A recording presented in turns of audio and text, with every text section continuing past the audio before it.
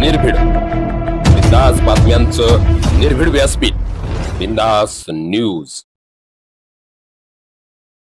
नमस्कार। बिंदास छत्रपती संभाजीनगर जिल्ह्यातील वैजापूर तालुक्यामध्ये मराठवाडा हा नेहमीच दुष्काळाच्या झळांनी सोसायला तयार असलेला एक विभाग आपण ज्याला म्हणूया। अशा पद्धतीच्या शेतकऱ्यांना पिण्याचे पाणी, जनावरांना पिण्याचे पाणी आणि उन्हाळा ज्या पद्धतीने सुरू होतो, फेब्रुवारी अखेरच विहीर, शेततलाव, पाझर तलाव पूर्णतः पाण्याने त्या ठिकाणी कोरडे होऊन जातात। पाणी नसल्यामुळे जनावरांसाठी पिण्याच्या पाण्याचा प्रश्न शेतकऱ्यांसमोर उभा राहतो। याबरोबरच नवे तर गाव पातळीवर गावामध्ये वस्ती करून राहणाऱ्या सर्व नागरिकांसाठी पिण्याच्या पाण्याचा प्रश्न नेहमीच सतावत असतो। अशाच पद्धतीची स्थिती आहे सध्या वैजापूर तालुक्यातील ग्रामीण भागामध्ये। आपल्यासोबत अजय पटेल साळुंके आहेत। गावामध्ये पिण्याच्या पाण्याचे टँकर सुरू करावेत या मागणीसाठी त्यांनी आमरण उपोषण या ठिकाणी सुरू केलेले आहेत। तहसील कार्यालयामध्ये सध्या आपण आहोत। काय तुमची मागणी आहेत आणि या पाण्याच्या मागणीसाठी, पाणी टँकरच्या मागणीसाठी तुम्ही निवेदन दिलेले आहेत, काय पाठपुरावा केला होता, काय सांगा? गेल्या 1 महिन्यापासून तुनकी दसकुलीचा मी उपसरपंच असल्यामुळे त्या गावातील या ठिकाणी प्रस्ताव पंचायत समितीला दाखल केले होते, परंतु ते आज देखील पंचायत समितीमध्ये त्या ठिकाणी पडून आहे।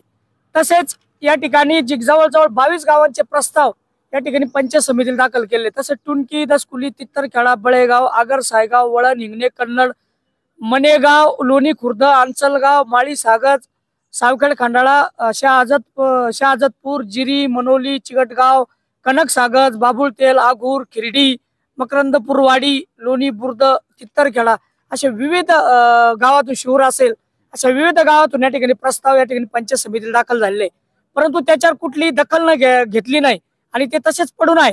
वेळोवेळी या ठिकाणी 2-3 वेळेस लेखी निवेदन दिले, तोंडी या ठिकाणी अधिकाऱ्यांना बोललो, या ठिकाणी फोन केले, तरी देखील या ठिकाणी तो प्रश्न मार्गी लागला नाही आणि त्यामुळे शेवटी या ठिकाणी आमरण उपोषणाची वेळ आली। नेहमीच या ठिकाणी आम्ही आमरण उपोषण, आंदोलन असेल, मोर्चा असतील या माध्यमातून प्रश्न मांडण्याचा प्रयत्न करत असतो। अनेक प्रश्न आजपर्यंत या ठिकाणी मार्गी लागलेले आहे आणि हाही प्रश्न या ठिकाणी प्रयत्न करून मार्गी लागत नाही असं लक्षात आल्याच्या नंतर पुन्हा आम्ही या ठिकाणी तहसील कार्यालय वैजापूर येथे आमरण उपोषण या ठिकाणी आजपासून 10:30 वाजेपासून चालू केलेलं आहे। किती दिवसांपूर्वी तुम्ही प्रस्ताव दाखल केला होता पंचायत समिती स्तरावरती?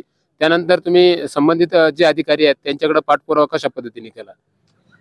जवळजवळ 1 महिन्यापूर्वी या ठिकाणी प्रस्ताव दाखल केलेला होता आणि त्यांना या ठिकाणी त्यांच्या कार्यालयात चक्रा मारणं, ह्या सगळ्या गोष्टी, सगळे डॉक्युमेंट देणं, ग्रामपंचायतचे असेल, जनावरांचा दाखला असेल, सर्व या ठिकाणी दिलेले होते आणि परंतु त्यांचं या ठिकाणी 20 लिटर पाणी या ठिकाणी विचारला असता देऊ, त्याच्यानंतर खरा JR या ठिकाणी 35-40 लिटरचा आहे मोठ्या जनावरांसाठी, परंतु 20 लिटर पाणी ते सुद्धा दिलं नाही, ते सुद्धा मंजुरी या ठिकाणी सह्या केल्या नाही।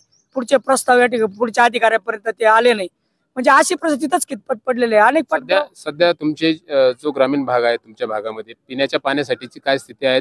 जे जलसाठे आपण ज्याला म्हणतो, नैसर्गिक स्रोत ज्यामध्ये पाझर तलाव सारखे विषय येतात, त्यांची स्थिती काय आहे?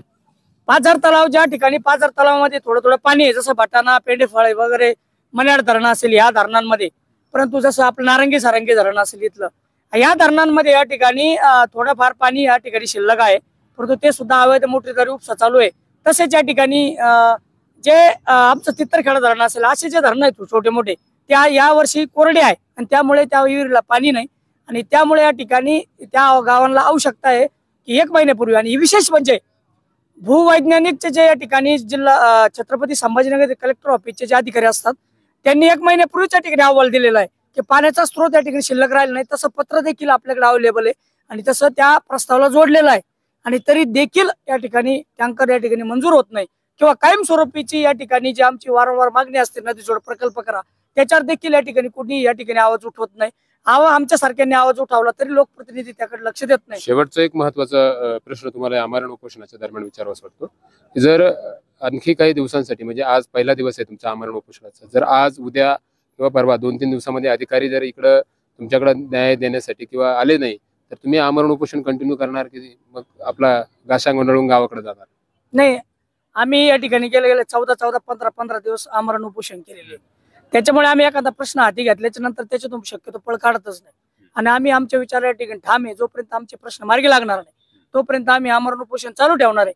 परंतु एक हे पण लक्षात घ्यावं, आम्ही छत्रपती भारतरत्न डॉक्टर बाबासाहेब आंबेडकरांना या ठिकाणी आम्ही संविधानाला पण मानतो आणि छत्रपती शिवाजी महाराजांच्या प्रक्रमाला पण मानतो आणि त्यामुळे जर आमचे उपोषणाला प्रश्न सुटत नसेल तर आम्ही जे आमच्या जीवनामध्ये जे कार्यकर्ते गमावलेले आहे, विनाकारण लोकप्रतिनिधीला आणि अधिकाऱ्यांना त्याचा त्रास होऊ शकतो आणि त्याला मग आम्ही जबाबदार राहणार नाही.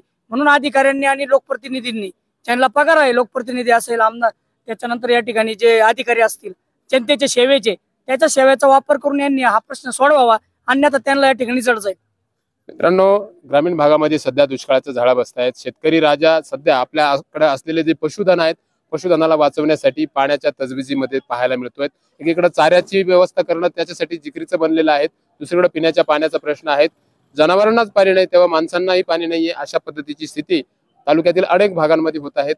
ग्रामीण भागामधील पंचायत समिती स्तरावर आलेले गावांचे जे पाण्यासाठी जे प्रस्ताव आहेत, त्या प्रस्तावावरती प्रशासनाने विचार करावा आणि लवकरात लवकर ग्रामीण भागामधील नागरिकांसाठी त्यांच्या सुविधेसाठी पिण्याच्या पाण्याच्या टँकरची व्यवस्था करावी, अशी मागणी या ठिकाणी अजय पटेल साळुंके यांनी आमरण उपोषणाच्या माध्यमातून केली आहे. धन्यवाद.